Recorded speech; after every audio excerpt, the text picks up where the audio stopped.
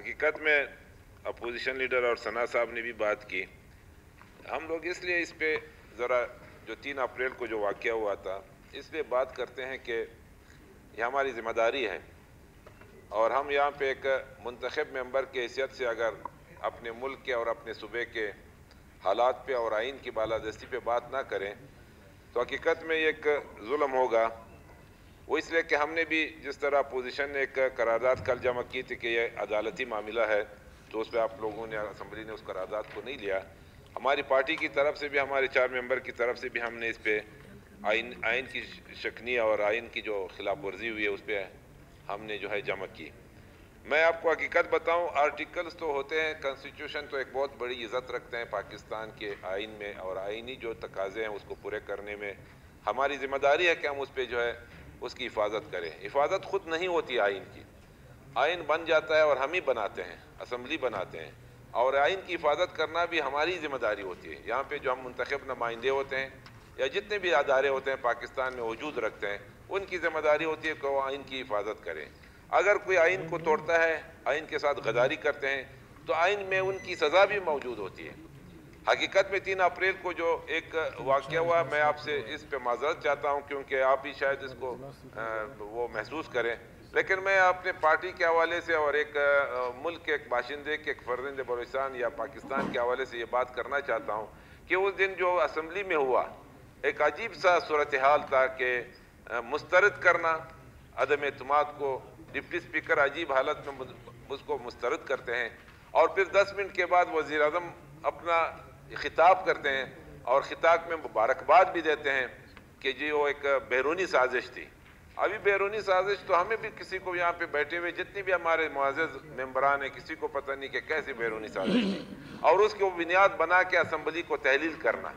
ہم نے تو نہ آرٹیکل کو پڑھا ہے، نہ آئین کو پڑھا تھا، نہ آرٹیکل 5 کو پڑھا ہے، نہ 68 کو پڑھا ہے، لیکن ہم نے جب ٹی وی پہ دیکھا عجیب سا ہمیں لگا کہ یہ تو بالکل غیر آئینی اقدام ہے جو اس نے اٹھایا. دیکھو میں آپ کو ایک چیز بتاؤں، یہ پاکستان کی سیاست میں آپ 3-4 سال آپ یہ پارٹی سے تعلق رکھتے ہیں، میں آپ کو بتاؤں کہ اس پارٹی میں ہماری روایات کو کتنا پامال کر دیا. ہمارے اس سیاست میں کتنی جو ہے وہ تبدیلی آ گئی.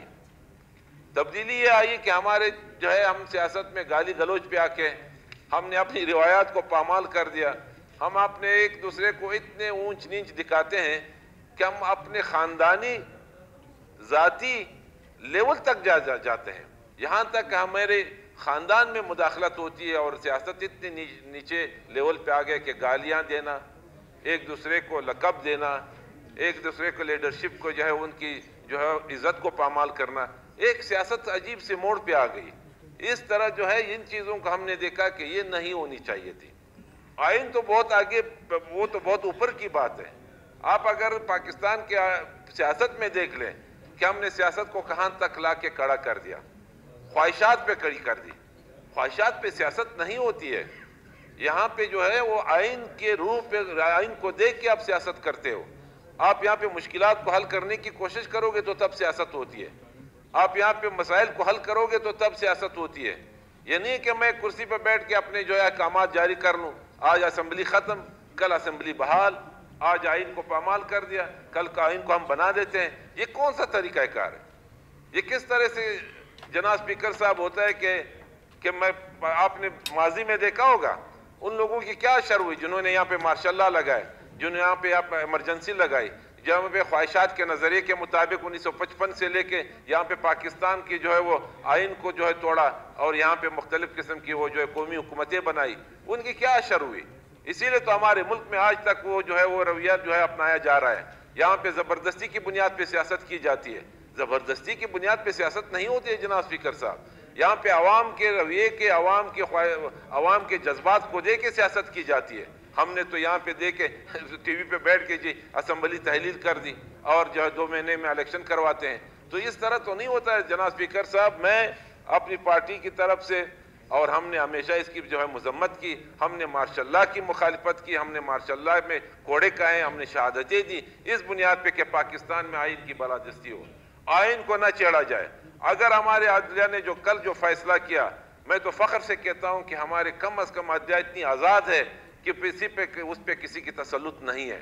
اس پہ آج تک کسی نے دبایا نہیں، کیونکہ آج وہ پاکستان کے عوام پوری دنیا میں یہ کہہ سکتے ہیں کہ جی ہمارے سپریم ادارے جو ہیں وہ آج بھی ایسا فیصلے دے سکتے ہیں کہ وہ نہ کسی کے پارٹی کے دباؤ میں آتی ہے، نہ کسی کے جذبات میں آتی ہے، بلکہ وہ اپنے آئین اور قانون کی بالادستی کے لیے جو انہوں نے فیصلہ کیا وہ اس کو ہم جو ہے وہ سر خم تسلیم کرتے ہیں۔ تو اس بنیاد پہ تو میں سپریم کورٹ کے فیصلے کو جو ہے مبارکباد بھی پیش کر سکتا ہوں اور دیتا ہوں پوری عوام کو، اپنی پارٹی کو، کہ آج جو انہوں نے کل فیصلہ کیا یہ پاکستان کے عوام نہیں، پورے 22 کروڑ عوام کی خواہشات تھی کہ یہ جو فیصلہ ہے، بلکہ آپ کی اپنی پارٹی جو اس کی اپنی پارٹی ہے وہ بھی اس پہ یہ کہتے تھے کہ یہ کیسا فیصلہ ہو۔ یہ ٹھیک ہے نوجوان لوگ جو ہے روڈوں پہ نکلتے ہیں، کہتے ہیں ہم نے 10 لاکھ لوگوں کو جمع کر دیا، ہم نے 5 لاکھ لوگوں کو جمع کر دیا۔ آپ نے کس لیے جمع کیا؟ آپ نے اس لیے جمع کیا کہ آپ آئین کو توڑ رہے ہو، آپ الیکشن کی بات کر رہے ہو، کس بنیاد پہ کر رہے ہو؟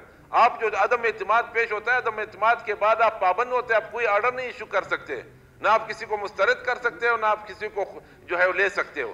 آپ تو پابند تھے، آپ نے تو آ کے اگر یہ جمہوری عمل اپناتے تو میں کہتا ہوں عمران خان کی شاید اور بھی اوپر چلی جاتی ان کی جو ہے گراف، لیکن انہوں نے ایسا غیر آئینی عمل کر کے میرے خیال سے وہ اپنے جو کیے ہوئے تھے وہ سارا اس نے ختم کر دیا، کیونکہ لوگ تو دیکھتے ہیں نوجوانوں پہ تو ملک نہیں چلتی ہے، نوجوان تو سفیر ہے، وہ تو ہمارا مستقبل ہے، ان کو تو ہم نے آگے لانا ہے، لیکن یہاں پہ جو پولیٹیکل فگر بیٹھے ہوئے ہماری لیڈرشپ بیٹھی ہوئی اس کو کون کون سے طریقے سے انہوں نے کیا کیا نام دیے، کیا کیا لقب دیے، کیا کیا گالیاں دی، یہ سیاست تو نہیں ہوتی ہے۔ تو اس بنیاد پہ میں جو کل کا جو فیصلہ آیا اپنی جوڈیشری کو جو ہے سلام پیش کرتا ہوں اور مبارکباد دیتا ہوں، اور امید رکھتا ہوں کہ ہم تو ایک کارکن کی حیثیت سے میں کہہ سکتا ہوں، میں تو کوئی لیڈر نہیں ہوں، ایک پارٹی کا کارکن ہوں، یہاں پہ بیٹھا ہوں کہ ہم مل کے اس آئین کی بالادستی کو پامال کرنے نہیں دیں گے اور آئین کی بالادستی جو ہے ان کو جو ہے رکھنے دیں گے، اور کوئی بھی ہے۔